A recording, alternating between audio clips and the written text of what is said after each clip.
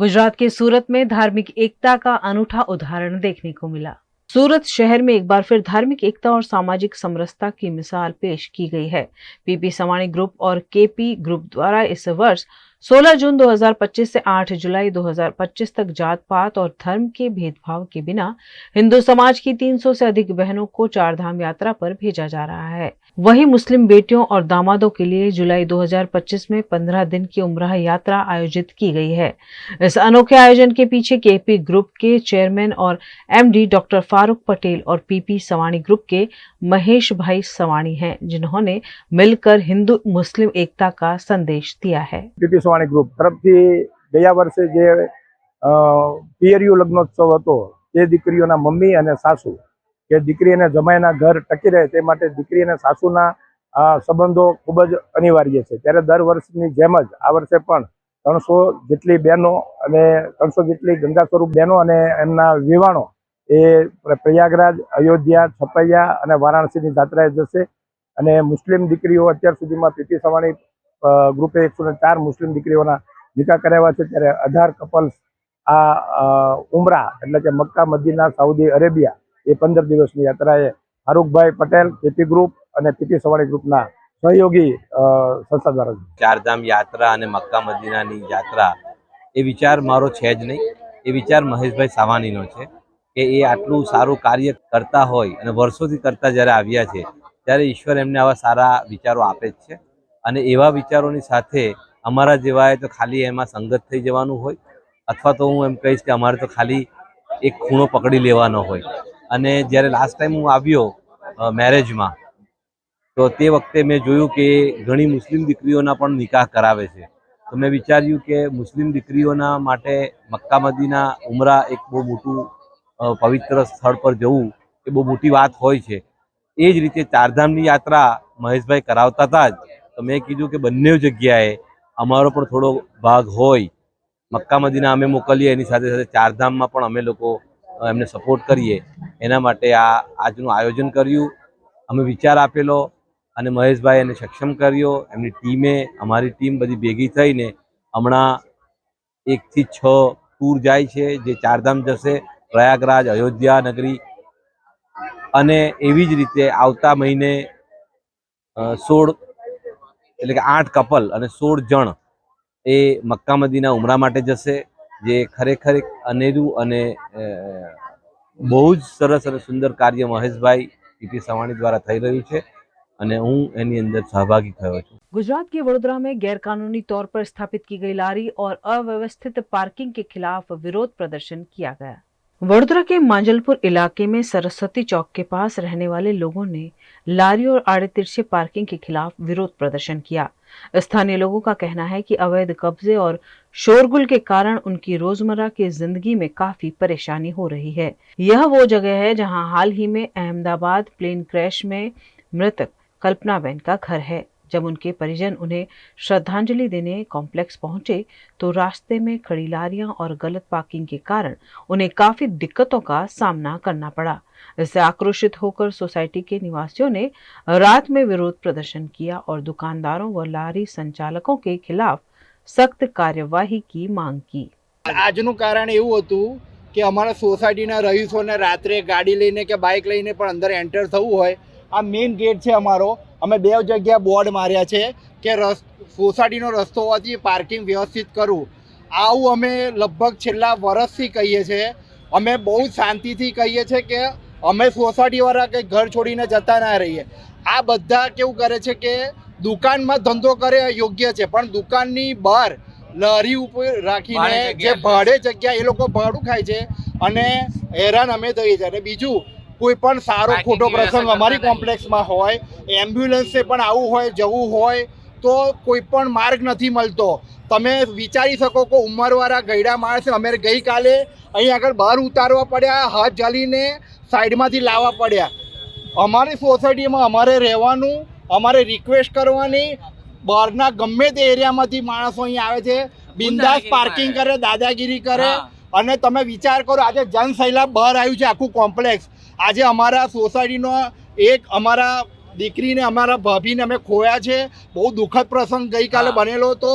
તમે માનશો નહીં, એમના પણ સગાવાલા, કોર્પોરેશન, રિલેટિવ, એ આવા ખરાબ પ્રસંગમાં એ લોકો પણ કાલે એ વિચાર કે અમે ગાડી ક્યાં મૂકીએ, અમે બાઇક ક્યાં મૂકીએ. હવે અમે વિચારમાં પડી ગયા કે આવા દુઃખ પ્રસંગમાં કઈ અમે કોઈની જોડે ઝઘડો કરીએ. તમે વિચારી શકો છો કે જો કોર્પોરેશન ખાલી ટેમ્પરરી સોલ્યુશન લાવતું હોય તો એ સોલ્યુશન ના કહેવાય કે આજે આયા છે, ભેગા થયા છે એટલે કામ થઈ ગયું. કાલથી પરમેનન્ટ થવું છે. અમે બહુ વખત જોયું છે સાહેબ, ગાડીઓમાં લારીઓ જતી રહે કોર્પોરેશનની, તમે બીજા દાડે મીડિયાવાળા આવજો ચેક કરવા, આ જ લારીઓ પૈસાથી છોડાઈને પાછી મુકાઈ જાય છે.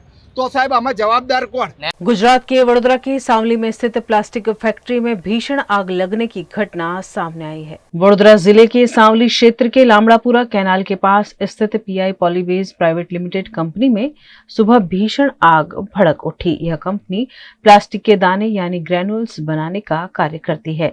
मिली जानकारी के अनुसार सुबह करीब 11:30 बजे कंपनी के पीछे हिस्से में पड़े कचरे में आग लग गई। तेज तापमान और हवाओं के कारण आग ने कुछ ही समय में विकराल रूप ले लिया और पूरी फैक्ट्री को अपनी चपेट में ले लिया।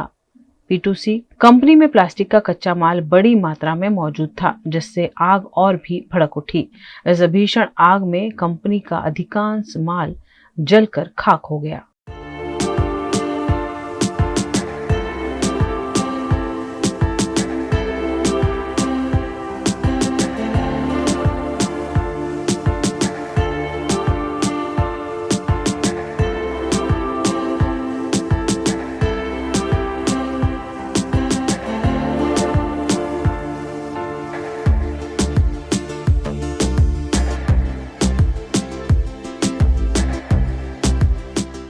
भारत ले रहा है इलेक्ट्रिक अंगड़ाई। क्यों ना हम साथ चले, साथ चले, साथ बढ़े, साथ बढ़े, देश मेरे, देश मेरे। देश को ले जाए नई दिशा की ओर। आपका जॉय, भारत का जॉय। વડોદરાના ઘણા વિસ્તારો જેમ કે અકોટા, માંજલપુર, અલકાપુરી, મકરપુરા વગેરે વગેરે વિસ્તારોના લોકો ચિંતામાં છે। આ ચિંતાનું કારણ છે વડોદરાના લોકોમાં વધતી ઈર્ષા। જી હા, અને આ ઈર્ષાનો સ્ત્રોત છે તરસાલી એરિયામાં આવેલ રેઝિડેન્શિયલ પ્રોજેક્ટ દર્શનમ પ્લેસ। ઘણી બધી એમિનિટીઝથી ભરપૂર આ 2 અને 3 BHK પ્રોજેક્ટ બની ગયો છે નવા ઘર શોધવાવાળા લોકો માટે એક અનોખો અવસર।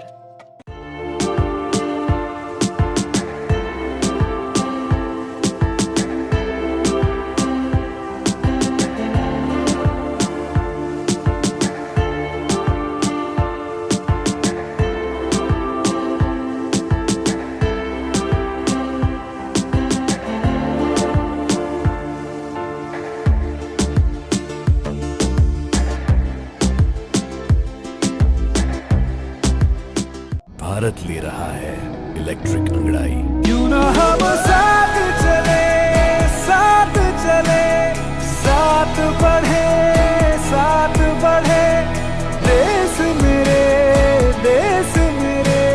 देश को ले जाए नई दिशा की ओर। आपका जॉय, भारत का जॉय। अहमदाबाद में भीषण विमान हादसे के बाद अब एक और जहां परिजनों को शव लौटाए जा रहे हैं, वहीं दूसरी ओर सुरक्षा एजेंसियों ने जांच शुरू कर दी है। गुजरात के अहमदाबाद में विमान हादसे के बाद सिविल अस्पताल के बाहर परिजनों का जमावड़ा लगा हुआ था। डीएनए सैंपल लेने के बाद अब लोग अपने परिजनों के डीएनए रिपोर्ट के इंतजार में हैं। सिविल अस्पताल के बाहर उनके लिए मंडप भी लगाया गया था, लेकिन अब भीषण गर्मी में भी मंडप हटाए जाने पर सवाल उठे हैं। अहमदाबाद में इतना बड़ा हादसा हो गया, एक पूरा प्लेन क्रैश हो गया जिसमें तकरीबन 242 मुसाफिर थे, जिसमें से एक जिंदा बच गया। बाकी सबके सब मुसाफिर यहाँ पे उसकी डेथ हो चुकी है। यहाँ प्रशासन की लापरवाही देखो। यहाँ पे जो रिलेटिव के जो पैसेंजर के जो रिलेटिव बैठे, इतनी कड़ी धूप है, फिर भी ये लोग यहाँ सब मंडप हटा रहे और यहाँ पे जितने भी कूलर लगे थे वो सब कूलर यहाँ से लेके जा रहे। तो प्रशासन कहीं ना कहीं जो उसकी जो पीड़ा है वो कम करने की जगह पे प्रशासन उसकी पीड़ा को ज़्यादा बढ़ा रहा है। और अहमदाबाद की धूप की बातचीत की जाए, गर्मी की बातचीत की जाए तो कम से कम 43-44 के आसपास है। इतनी कड़ी धूप में ये बेचारे कहाँ जाएंगे। एक बाजू रिलेटिव है वो यहाँ से डेथ हो चुकी है और यहाँ पे सरकार भी उनकी यहाँ पे अच्छी बैठने की कोई व्यवस्था नहीं कर सकती। आप देख रहे हो कि यहाँ से जो पूरा सामियाना जो लगा पड़ा था वो पूरा सामियाना हटा दे रहा है और उसके पास जो कोई जवाब ही नहीं है कि वो कहाँ पे लेके जा रहा है। वो सिर्फ एक ही बात बोलता है कि हम दूसरी जगह पे लेके जा रहे हैं। तो कहीं ना कहीं यहाँ पे शासन प्रशासन की भी कहीं वहीवट में कहीं ना कहीं चूक हो रही है। मेरा ट्विंस ब्रदर है, उसका नाम नील है और हम दोनों साथ में ही पहले से पढ़ाई करते थे और रहते थे और उसको जाना था, हम एयरपोर्ट छोड़ने गए थे। उसके बाद 12 बजे हम घर पे आए और घर पे 1 बजे पहुंच गए थे। बाद में खाना खाने के बाद बाहर आया तो हमको ऐसा लगा है बारिश जैसा मौसम हो गया, पर बाद में हमने देखा तो न्यूज़ आए कि फ्लाइट क्रैश हुई है और उसमें हमने नंबर और सब मैच किया और हम यहाँ पे आए। उसके बाद हमने देखा वहाँ पे ब्लॉक हो गया था सब कुछ, इसलिए उसने बोला सिविल में और जा रहे हैं सब पेशेंट। हम सिविल में आए और वहाँ पे हमने ब्लड दिया DNA के लिए। उसके बाद उस लोगों ने बोला 72 आवर में आपको जो कुछ है वो अपडेट मिल जाएगा, क्योंकि अभी बहुत सारे लोग हैं उसका भी करना है, इसीलिए देर लगेगी। तो हम यहाँ पे वेटिंग कर रहे हैं और उसके बाद जो हो रहा है वो उसकी उम्र 21, हम दोनों की एक ही है। वो फ्लाइट में ही प्लेन में ही पहली बार बैठा हुआ था। तो मुझे कुछ मालूम नहीं, मैंने वो सब कुछ नहीं सोचा। यहाँ पे सिविल में सब कुछ सही से हो रहा है, वो जो मुझे क्वेरी हो रही है वो सब सॉल्व कर देते हैं। अहमदाबाद विमान हादसे में मारे गए लोगों के शव अब उनके परिजनों को सौंपे जाने लगे हैं। केंद्र शासित प्रदेश दीव के 15 लोग भी इस हादसे में मारे गए हैं। उनके परिजनों को जल्द से जल्द मृतकों के शव मिल सके, इसके लिए दमन दीव के सांसद उमेश पटेल अहमदाबाद पहुंचे और यहां उन्होंने अधिकारियों से मिलकर DNA रिपोर्ट की प्रक्रिया तेज करने का अनुरोध किया है। एक्चुअल में आप जानते ही है, ये प्लेन क्रैश हुआ उसमें 15 लोग हमारे दीव के भी थे, जिसमें 14 लोगों का जान गई है और एक व्यक्ति जो बचा है वो भी हमारे दीव का है। तो आज हम उनको भी मिलने आए थे, कल उनके स्वजनों से मिले थे। तो सारे परिजन जो है यही है। आज हादसे के 2-3 दिन हो रहे हैं और सब जो है बहुत दुखी और परेशान है। तो मैं हमारे प्रदेश के अधिकारी भी यहाँ पर है, तो उनको कहने आया था कि पीड़ित परिवार कह रहा है कि उनके परिजनों की बॉडी जल्द से जल्द उनको मिले वैसी व्यवस्था की जाए और उनको यहाँ से अग्नि संस्कार करने के लिए जो भी प्रोसेस में करनी है तो जल्दी से हो सके।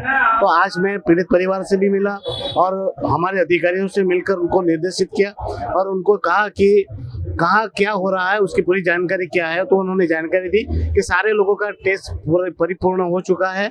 उसमें से आज 5 जितनी बॉडी आज उनको हैंड ओवर की जाएगी और जितने DNA टेस्ट हुए जैसे रिपोर्ट आएंगे वैसे ही उनकी बॉडी को सुपुर्द किया जाएगा। अहमदाबाद की जिस मेडिकल हॉस्टल पर यह विमान गिरा था वहां अब जांच शुरू कर दी गई है, जिसके चलते हॉस्टल की सभी 4 बिल्डिंगों को खाली करवा दिया गया है और छात्रों के रहने की अन्य सुविधा के रूप में उन्हें UN मेहता हॉस्टल में शिफ्ट किया गया है, जिस पर BJ मेडिकल कॉलेज की डीन मीनाक्षी पारेख ने जानकारी दी। एयरक्राफ्ट एक्सीडेंट इन्वेस्टिगेशन ब्यूरो ऐसा सिविल एविएशन मिनिस्ट्री का डिपार्टमेंट है, उन लोगों को इन्वेस्टिगेशन करने का है। उसके लिए हमारी अतुल्य में 1, 2, 3, 4 चारों हॉस्टल खाली करवाए हैं या करवाए जा रहे हैं। तो वहाँ जो रहते थे पोस्ट ग्रेजुएट बच्चों की हमने वैकल्पिक व्यवस्था कर दी है और वो इस तरह से है कि 33 डॉक्टर्स प्लस 9 हमने 33 को पोस्ट ग्रेजुएट डॉक्टर्स का जो हॉस्टल है विंग A, D और B उसने कर दिया है। UN मेहता के एक डॉक्टर को मिथिला में दिया है और 4 डॉक्टर्स को UN मेहता की अपनी हॉस्टल में दिया है। फिर अतुल्यम 2 और 3 GCRI के 100 डॉक्टर्स वहाँ रह रहे थे, उनमें से 52 को GCRI के पुरानी जो बिल्डिंग है अब यूज नहीं हो रही है उसमें दिया है और बाकी के जो 48 है उनके लिए 50 रूम्स हमने टाइम्स दिग्विजय जो डब्बे की अकोमोडेशन है वहाँ पर हमने रेंट पर ले लिए हैं रूम्स 1 साल के लिए। 81 स्टूडेंट्स थे, उनमें से 9 स्टूडेंट्स को डेंटल के स्टाफ क्वार्टर्स में दिया है और 12 स्टूडेंट्स को मिथिला के क्वार्टर्स में दिया है। ठीक है, तो सारे स्टूडेंट्स की व्यवस्था हो रही है। Thank you. गुजरात के वडोदरा में कल एलआरडी की परीक्षा का आयोजन किया गया है, जिसके चलते सुचारू व्यवस्था की गई है। गुजरात में एलआरडी यानी लोक रक्षक दल की परीक्षा का आयोजन कल रविवार को किया जाएगा। इस परीक्षा को लेकर पूरे राज्य में प्रशासनिक तैयारियां पूरी कर ली गई है। वडोदरा शहर में भी विभिन्न जिलों से हजारों उम्मीदवार परीक्षा देने पहुंचेंगे। कल आयोजित होने वाली एलआरडी परीक्षा के लिए कुल 125 परीक्षा केंद्र बनाए गए हैं, जहां 35,000 से भी अधिक उम्मीदवार परीक्षा में शामिल होंगे। પોલીસ રિક્રુટમેન્ટ બોર્ડ આયોજિત લોકરક્ષક રિટર્ન એક્ઝામિનેશન માટે ડિટેઇલ્ડ સિક્યુરિટી અરેન્જમેન્ટ આવતીકાલ માટે કરી છે અને સુરક્ષા વ્યવસ્થાઓ આપણા ગાંધીનગરથી ક્વેશ્ચન પેપર લાવવાથી માંડીને ત્યાં સ્ટ્રોંગ રૂમમાં સ્ટોરેજ, આવતીકાલે ડિસ્ટ્રીબ્યુશન, દરેક કેન્દ્રોમાં એમના પરીક્ષા અંગેનો વ્યવસ્થા, રીકલેક્શન અને ગાંધીનગર ડિસ્પેચ સુધીની તમામ વ્યવસ્થાઓ આપણે ગોઠવી દીધા છે. ઉમેદવારો આમાં 35,000થી વધારે ઉમેદવારો જુદા જુદા જિલ્લાઓમાંથી આવનાર છે, તો આને ધ્યાને રાખીને એમના આગમન બસ સ્ટેશનમાં કે રેલવે સ્ટેશનમાં થાય ત્યાં પણ ફેસિલિટેશન અને હેલ્પ ડેસ્ક સાથે સાથે ઓટો રિક્ષા કે ટેક્સી કે અન્ય માધ્યમથી જાય તો આપણે વિટકોસ કે taxi association, auto rickshaw association સાથે સંકલન કરીને એમને ફેસિલિટેશન માટે પણ વ્યવસ્થા કરી દીધા છે. અને આજે નાઇટમાં પણ કેટલાક ઉમેદવારો આવે અને આવતીકાલે સવારે પણ વહેલા આવે તો ટ્રાફિક ફેસિલિટેશન માટે પણ આપણા શહેર ટ્રાફિક પોલીસ સતર્ક બનીને એમને તમામ આયોજનો કરી ચૂક્યા છે. સુરક્ષા અંગે જે પોટેન્શિયલ રિસ્કને ધ્યાને રાખી કેટલાક એન્ટી સોશિયલ એલિમેન્ટ અગાઉ પરીક્ષાના જે ગેરરીતિમાં સંડોવાયેલા ઇસમો એમને પણ ધ્યાને રાખી છે અને સાથે સાથે જાહેરનામા બહાર પાડીને જે 100 મીટર રેડિયસમાં કોઈ ઝેરોક્સ સેન્ટર કે ટ્યુશન ક્લાસીસ વગેરે સક્રિય ન રહે તે માટે પણ प्रतिबंधात्मक आदेश अपना बाहर पाड़ी दीदा है। गुजरात के वडोदरा में परीक्षा के परिणामों में देरी होने पर छात्रों द्वारा विरोध प्रदर्शन किया गया। वडोदरा के विश्व प्रसिद्ध महाराजा सयाजीराव यूनिवर्सिटी के कॉमर्स फैकल्टी में बीकॉम फर्स्ट ईयर के एटीकेटी के परिणामों को घोषित करने में हुई देरी को लेकर छात्र संगठन एनएसयूआई ने विरोध जताया है। आज एनएसयूआई के कार्यकर्ताओं ने कॉमर्स फैकल्टी के डीन जेके पंड्या को ज्ञापन सौंपते हुए जल्द रिजल्ट घोषित करने की मांग की। आज रोज वडोदरा एनएसयूआई ने महाराजा सयाजीराव विश्वविद्यालय में जो कॉमर्स फैकल्टी है उसमें जो प्रथम वर्ष के जो विद्यार्थी थे उनका जो रिजल्ट था वो अभी तक डिक्लेयर नहीं हुआ है।